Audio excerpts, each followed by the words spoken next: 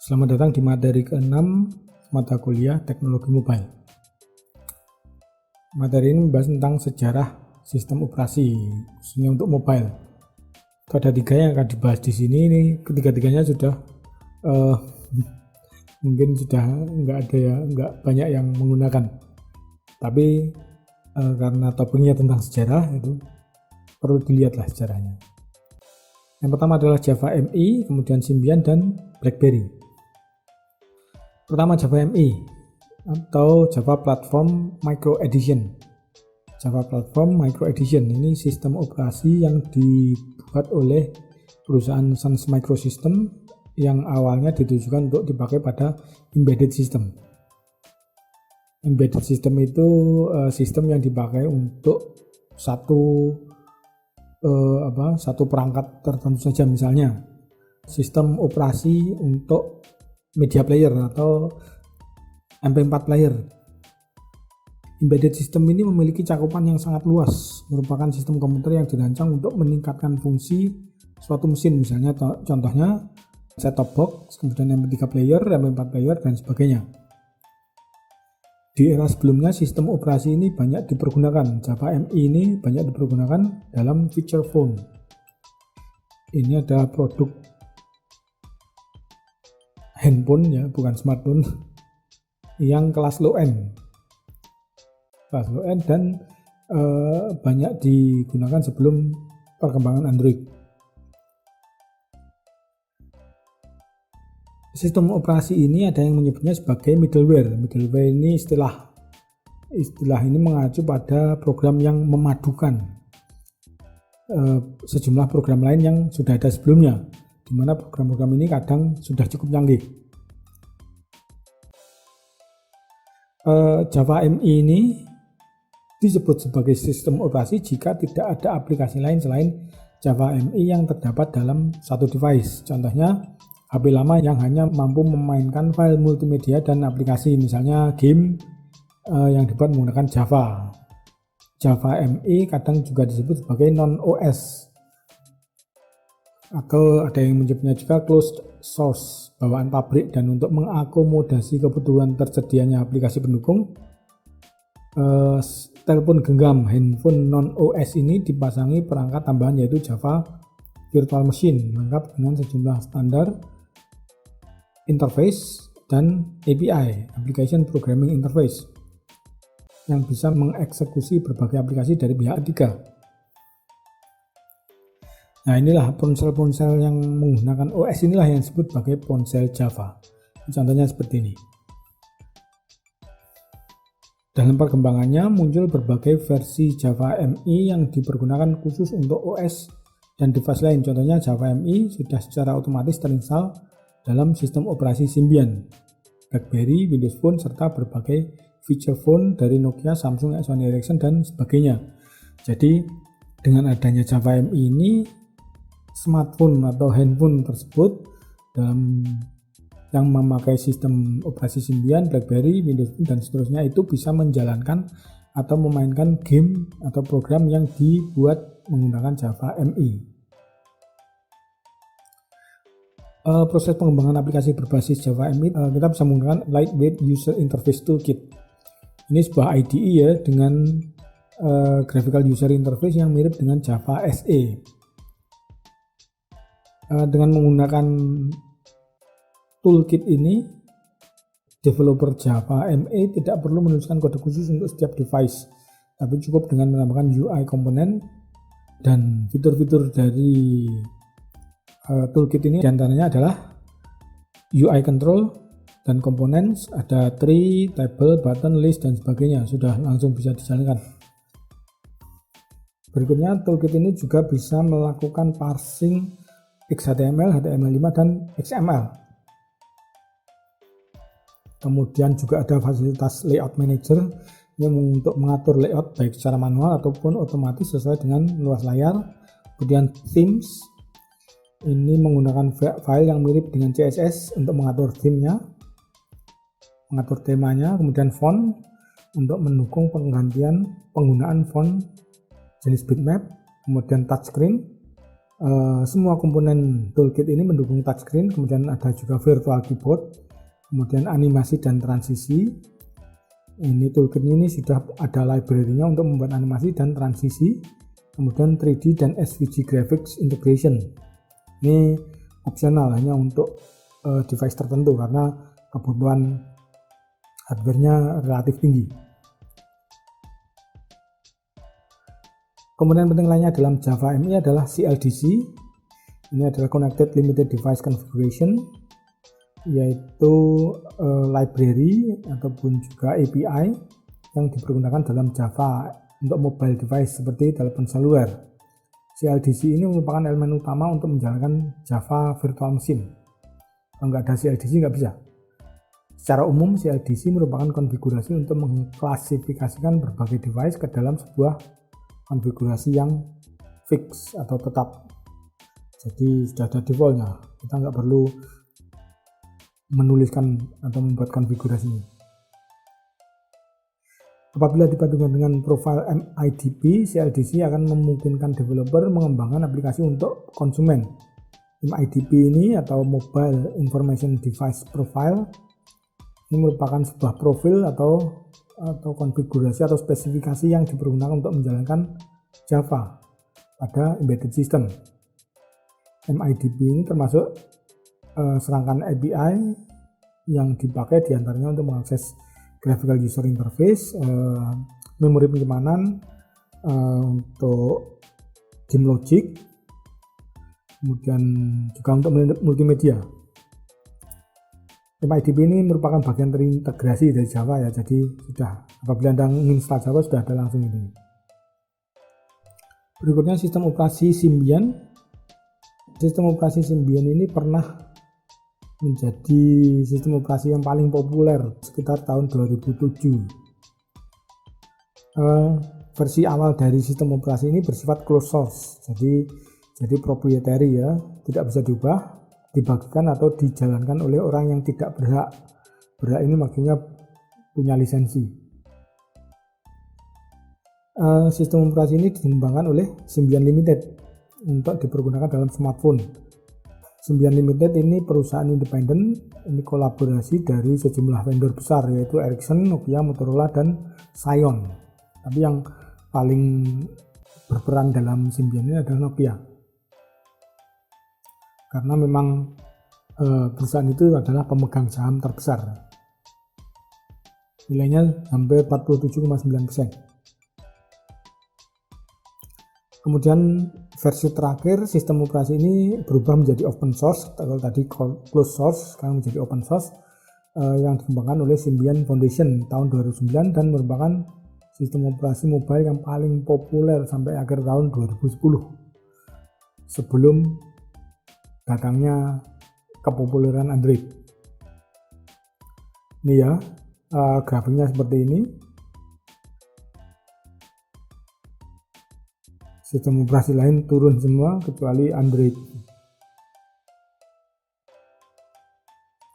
Tahun 2011 Nokia yang sebelumnya merupakan pendukung utama sistem operasi ini mengumumkan menggunakan sistem operasi Windows Phone. Ini Symbian ditinggalkan. Dalam kaitannya dengan user interface, sistem operasi Symbian memiliki beberapa user interface yang cukup berbeda satu sama lain karena ini disesuaikan dengan fitur dan jenis telepon genggam yang diproduksi pada saat itu. Misalnya ini series 60 untuk HP Nokia N91, Siemens XX1, Siemens D700, D710, dan Panasonic X700 dan X800. Kemudian series 80 untuk Nokia N9210, 9210i, 9300, kemudian seri 90 untuk Nokia 7700 dan 7710. Kemudian seri UIQ untuk Sony Ericsson P800, P900, 910, juga untuk Motorola A920, 925, A1000, A1010. Ini Sony Ericsson ya, bukan Lenovo. Lenovo itu ada juga A1000, tapi beda. Fitur utama dari sistem operasi Symbian adalah ini, Integrated Multimedia Mobile Telephony. menggabungkan kemampuan mobile computing yang tentunya didukung dengan kemampuan prosesor ya, karena pengolahan data menggunakan piranti mobile itu secara umum memang bergantung pada kemampuan prosesor yang pada saat ini sudah semakin cepat. Kemudian juga Open Application Environment ini memungkinkan dijalankannya aplikasi yang dimulai dari berbagai format dan bahasa pemrograman yang berbeda. Kemudian Open Standards and Interoperability ini menyediakan sejumlah API yang seragam untuk seluruh smartphone dengan sistem operasi Symbian. Fitur lainnya adalah multitasking, seperti namanya ya, mampu menjalankan sejumlah aplikasi dan proses yang berbeda, tapi juga tidak boleh terlalu banyak. Kemudian flexible UI design, itu desain antar muka yang fleksibel dan menarik pada saat itu. Kemudian suite of application, misalnya Nokia PC Suite ini mencakup sejumlah service untuk menangani data, kontak, kemudian jadwal, kemudian messaging juga, business card, kemudian juga API untuk manajemen data, copy paste, clipboard, dan sebagainya. Ini contoh tampilan dari Nokia PC Suite. Fitur berikutnya dari Symbian adalah Java Support. Seperti tadi ya, Symbian memasukkan Java Support agar bisa menjalankan aplikasi dan service yang berbasis Java. Kemudian Enhanced Messaging Service (EMS) ini mampu mengirimkan dan menampilkan teks dengan format khusus SMS yang ada cetak tebal, cetak miring, underscore, dan sebagainya. Juga menampilkan animasi, gambar, ikon, efek suara, dan nada dering khusus. Fitur berikutnya multimedia. Ini Symbian mendukung recording, playback, dan streaming konten audio video serta konversi gambar. Berikutnya grafik. Symbian memiliki API dengan grafik accelerator. Yang namanya grafik accelerator ini tujuannya jelas untuk main game.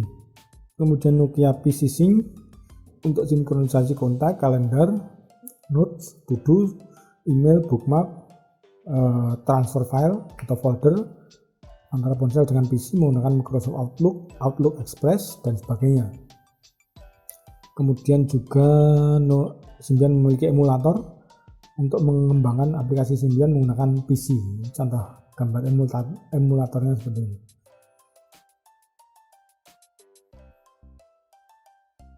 Berikutnya sistem operasi BlackBerry. Sistem operasi ini merupakan sistem operasi mobile yang dikembangkan oleh Research in Motion untuk perusahaan BlackBerry. Sistem ini mendukung multitasking dan juga perangkat input khusus yang diadopsi oleh RIM, Research in Motion tadi ya, untuk digunakan dalam smartphone BlackBerry seperti trackball, trackball, trackpad, dan touchscreen. Touchscreen ini mulai versi BlackBerry Bold dengan OS versi 5 tahun 2009. BlackBerry juga mendukung penggunaan MIDP, Mobile Information Device Profile, dari Java sehingga mendukung proses komunikasi dan sinkronisasi menggunakan email, kalender, task, note, dan konteks. BlackBerry juga menyediakan API Class sistem operasinya untuk para developer agar bisa membuat software yang bisa dijalankan di sistem operasi atau smartphone BlackBerry. Namun demikian pengembangan sistem operasi ini akhirnya dihentikan setelah BlackBerry versi 10. BlackBerry ini sifatnya closed source atau proprietary, yang berhak menggunakan hanya yang punya lisensi dan dikembangkan berdasarkan OS XNX yang dalam hal ini merupakan OS berbasis Unix, dan awalnya dikembangkan tahun 1980-an oleh Quantum Software System. Ini Quantum Software ini selanjutnya dibeli BlackBerry tahun 2010. Semua smartphone dan tablet yang menggunakan OS BlackBerry ini diproduksi sendiri oleh BlackBerry. Dan seperti sistem operasi lainnya, sistem operasi BlackBerry juga memiliki beberapa keunggulan dan kelemahan. Keunggulannya diantaranya sistem full backup and recovery, memudahkan user membackup data-data penting. Kemudian fitur change device, ini pada saat user membeli smartphone BlackBerry, itu data-data penting beserta setting dan third party software itu akan di copy secara otomatis ke dalam perangkat BlackBerry yang baru. Kemudian fitur auto text, ini mirip dengan fitur autocorrect, yang kita kenal, dimana kita bisa menentukan singkatan atau kepanjangan kata. Contoh BB untuk BlackBerry, ini saat user mengetikkan kata BB maka secara otomatis akan muncul tulisan BlackBerry. Kemudian fitur search, ini sangat membantu dalam mencari informasi atau data yang tersimpan di perangkat BlackBerry yang ada di internet. Ini kemudian keunggulannya adalah profile yang sangat fleksibel. Di sini untuk setiap akun email, SMS, MMS, telepon, Facebook dan lainnya, user dapat mengatur ringtone atau vibration dengan LED sign yang berbeda-beda. Kemudian speed dial, ini pada BlackBerry QWERTY sangat membantu user dalam melakukan panggilan secara cepat. Berikutnya fungsi BBM, BlackBerry Messenger, ini merupakan salah satu fitur andalan ya dari BlackBerry zaman dahulu untuk memberikan layanan chatting ke sesama pengguna BlackBerry. Kalau dulu itu yang bisa pakai BBM itu hanya orang-orang tertentu saja, karena masih sangat mahal dibandingkan dengan handphone yang beredar saat itu. Fitur berikutnya adalah customized theme, ini untuk level user yang advance ya. Ini memungkinkan user untuk mengganti dan mendesain rancangan tema sendiri sesuai kebutuhan. Kemudian fitur geotag pada BlackBerry ini memiliki fitur GPS yang memungkinkan user membuat foto-foto yang diambil dari perangkat BlackBerry tersebut dapat memuat juga informasi tentang lokasinya. Misalnya kita mengambil foto di daerah tertentu, otomatis BlackBerry akan memberikan data tentang lokasi dari daerah tersebut. Kemudian tampilan multimedia dari BlackBerry telah terintegrasi dan sangat nyaman untuk digunakan. Fitur berikutnya password. Ini jika perangkat BlackBerry kita itu hilang, maka pencuri pada saat akan mengakses HP tersebut dan memasukkan password dan salah, itu sistem akan menghapus seluruh data di BlackBerry sehingga data yang penting tetap aman. Berikutnya fitur firewall-nya itu sangat efektif dalam memblok SMS, MMS atau panggilan telepon yang tidak kita inginkan. Kemudian kelemahan dari BlackBerry antaranya belum mendukung conference call, kemudian tidak ada aplikasi native untuk menerima atau mengirimkan faksimil. Ini zaman dulu sangat penting ya untuk mengirim dan menerima fax. Kemudian fungsi rekaman, voice recorder, itu kualitas rekamannya kurang memuaskan, jelek lah, dan hanya mampu merekam 10 menit dalam format yang tidak umum, itu formatnya AMR. Pada BlackBerry QWERTY misalnya, spell check yang membantu pengecekan kesalahan ketik hanya dapat berjalan jika selesai diketik, padahal kesalahan ketik itu seharusnya dapat kita cek saat melakukan pengetikan.